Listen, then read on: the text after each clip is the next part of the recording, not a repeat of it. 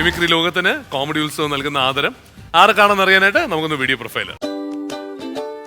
Mimicry രംഗത്ത് 25 വർഷങ്ങൾ വിജയകരമായി പൂർത്തിയാക്കിയ അൻസർ കൊല്ലം കരുനാഗപ്പള്ളി സ്വദേശിയാണ്. മാഗ്നറ്റ്, യൂണിവേഴ്സിറ്റി പ്രതിഭ തുടങ്ങിയ ഒട്ടേറെ ട്രൂപ്പുകളിലൂടെ ചിരിയുടെ മാലപ്പടക്കത്തിന് തിരികൊളുത്തിയ അൻസർ നാടകത്തിലും സജീവമായിരുന്നു. ജീവിത പ്രാരാബ്ദങ്ങളാൽ വിദേശത്തേക്ക് ചേക്കേറിയ ഇദ്ദേഹം കാലങ്ങൾക്ക് ശേഷം നാട്ടിൽ തിരിച്ചെത്തുകയും വീണ്ടും കലാരംഗത്തേക്ക് തിരിയുകയുമായിരുന്നു. ഇപ്പോൾ പെയിന്റിംഗ് തൊഴിലാളിയായി കുടുംബത്തെ പോറ്റുന്ന അൻസർ മണപ്പള്ളി ജോലിക്കിടയിലെ ഇടവേളകളിൽ തന്റെ കലാപരമായ കഴിവുകളുമായി വേദികളിൽ സജീവമാകാൻ ഒരുങ്ങുകയാണ്. കലാലോകത്തെ ഈ അതുല്യ കലാകാരന് അൻസർ മണപ്പള്ളിക്ക് കോമഡി ഉത്സവ വേദിയിൽ ആദരവ്.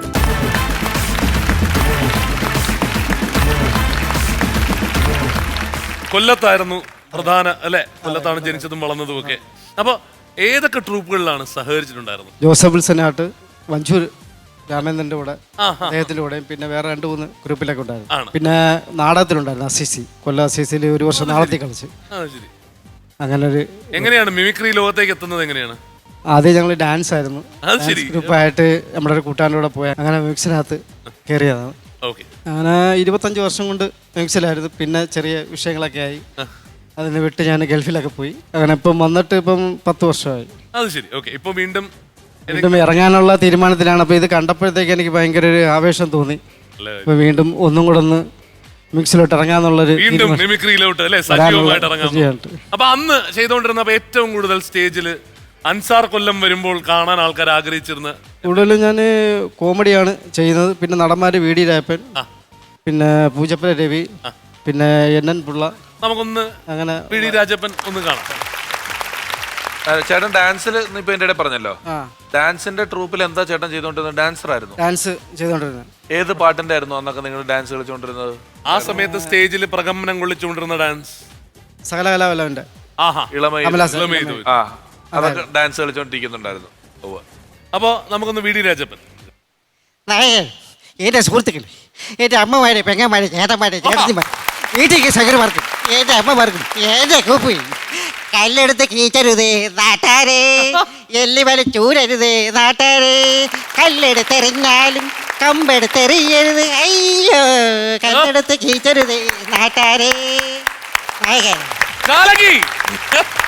ഇത്രയും വർഷത്തിന് ശേഷമേ അത് അതേ പെർഫെക്ഷനോടുകൂടി കാണിക്കാൻ കഴിയുന്നു എന്നുള്ളത് വലിയ കാര്യം കേട്ടോ. ഇത് കണ്ടതിന് ശേഷമാണ് ഞാൻ റിഹേഴ്സൽ വീണ്ടും തുടങ്ങി.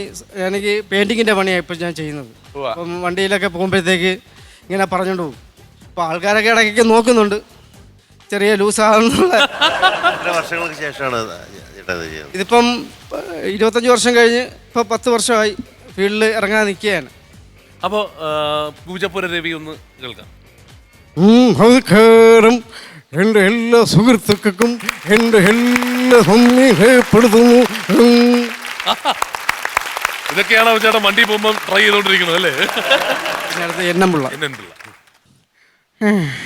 മഴകണോ ഏതൊക്കെയാണോ മഴകണ്ട് ഏതൊക്കെയാണെന്ന് പറയാൻ ഈ കോമഡി ഷോയിൽ ഞാൻ വരാമെന്ന് പറഞ്ഞപ്പോൾ എന്നെ വിളിച്ചപ്പോൾ ഞാൻ വന്നു. അറിയാൻ മറക്കണോ? എൻ്റെ മക്കളോടോ, കേടുവാടാ മക്കളെ, കേടുവാ.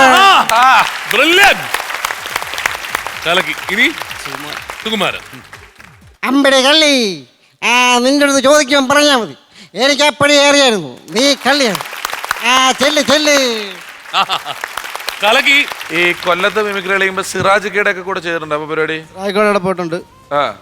പിന്നെ ഊരാക്കുടിക്ക് രഞ്ജിത്തിന്റെ കൂടെ പോയിട്ടുണ്ട്. പിന്നെ മരിച്ചുപോയ മോനിലാലിന്റെ കൂടെ ഞങ്ങളുടെ ഒരുമിച്ചൊരു മാട്ടകളി ഉണ്ടായിരുന്നു ഞങ്ങളൊക്കെ. കിഷോർ, മോനിലാല്, അല്ലേ? അപ്പൊ ഗൾഫിൽ പോയ വർഷം ഏതാ? 4 വർഷം ഗൾഫിൽ നിന്നു. അവിടെ എവിടെയായിരുന്നു? കുവൈറ്റില്. അപ്പൊ അവിടെ വെള്ളിയാഴ്ചകളിലൊക്കെ ചില പരിപാടികളൊക്കെ ചെയ്യാനൊക്കെ ആയിട്ട് പോകാൻ പറ്റൂലായിരുന്നു? ഇറങ്ങാനൊക്കത്തില്ല. ഇല്ലായിരുന്നു. നമുക്ക് എങ്ങോട്ടും ഇറങ്ങാനെന്നുള്ള ഒരു സ്വാതന്ത്ര്യം എനിക്കില്ലായിരുന്നു. ആണല്ലേ? പിന്നെ നിർത്തി ഭയങ്കര ഇതൊന്നുമില്ല, വലിയ പൈസ ഒന്നും കിട്ടത്തില്ല. അങ്ങനെ അവിടെയും കടവാ. അങ്ങനെ തിരിച്ചു പോകുന്നത്. ഇവിടുന്ന് അവിടെ പോയിട്ട് അവിടെ അങ്ങനെ പോകുന്നത്. എന്തായാലും അതും ഈ ചിരിച്ച മുഖത്തോടെ ചേട്ടന് പറയാൻ പറ്റുന്ന ചേട്ടൻ ഒരു കലാകാരനായതുകൊണ്ടും ഈ 10 വർഷം കഴിഞ്ഞപ്പോൾ വീണ്ടും അതിനെ ഉയർത്തിയെടുക്കാൻ പറ്റിയ, അല്ലെങ്കിൽ ഇനിയും ചെയ്യണമെന്ന് തോന്നുന്ന അടങ്ങാത്ത വാശിയുള്ളൊരു കലാകാരനുള്ളിൽ ഉള്ളത് കൊണ്ടുമാണ് ഇതൊരു നല്ല പുതിയ തുടക്കമാകട്ടെ എന്ന് ആത്മാർത്ഥമായിട്ട് ആശംസിക്കുന്നു. കേട്ടോ ചേട്ടാ, നമസ്കാരം. ചേട്ടാ ഇത്രയും വർഷത്തെ ഇടവേള കഴിഞ്ഞിട്ട് വീണ്ടും തിരിച്ചു വരുമ്പോൾ ഓരോ നടന്മാർ ഇനിയും ഓർത്തെടുക്കാനുണ്ട്. എനിക്ക് തോന്നുന്നു കുറേ പേരെ പറയാൻ ശ്രമിക്കുന്നുണ്ടെന്ന് തോന്നുന്നു ഓരോന്നായിട്ട്.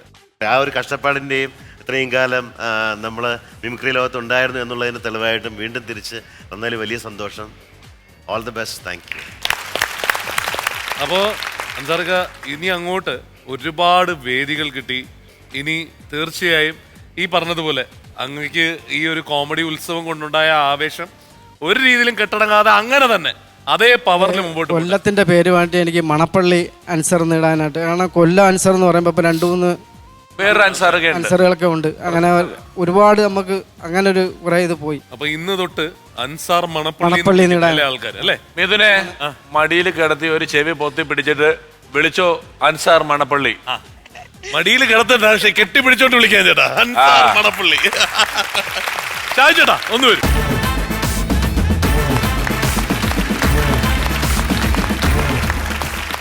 മലയാളികൾക്ക് നിരവധി ചിരിമുഹൂർത്തങ്ങൾ സമ്മാനിച്ച പ്രിയപ്പെട്ട കലാകാരന് കോമഡി ഉത്സവത്തിന്റെ സ്നേഹാദരവ്.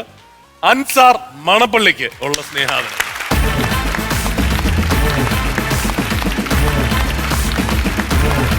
എല്ലാവരോടും പറയാനുള്ളതെന്ന് പറയുന്നത്, നിങ്ങൾ ഒരുപാട് പരിപാടികളൊക്കെ ഓർഗനൈസ് ചെയ്യുന്ന സമയത്ത് അദ്ദേഹത്തിനും ഒരു വേദി, ഒരു അവസരം നൽകുക. ഈ പറയുന്നത് പോലെ എത്രയോ വർഷം മിമിക്രിയിൽ നിന്ന് ഒരുപാട് ആഗ്രഹങ്ങൾ മിമിക്രിയിൽ നേടണം എന്നുണ്ടാവും. പക്ഷേ ജീവിത സാഹചര്യങ്ങൾ കാരണം ഗൾഫിൽ പോയി അതിൽ നിന്നൊരു ബ്രേക്ക് എടുത്തതാ തിരിച്ചു വീണ്ടും വന്നിരിക്കുന്ന വ്യക്തിയാണ്. അപ്പൊ അദ്ദേഹത്തിനെ പ്രോത്സാഹിപ്പിക്കേണ്ടത് പ്രേക്ഷകരായ നമ്മൾ ഓരോരുത്തരുടെയും കടമയാണ്. നിങ്ങളെ ഏൽപ്പിക്കുകയാണ്. വർഷങ്ങൾക്ക് മുമ്പ് എപ്പടി പോയിട്ട് അന്തമാതിരിയെ തിരുമ്പി വന്നല്ലേ.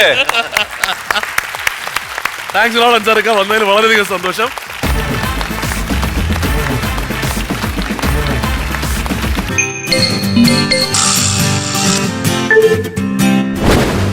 Yeah.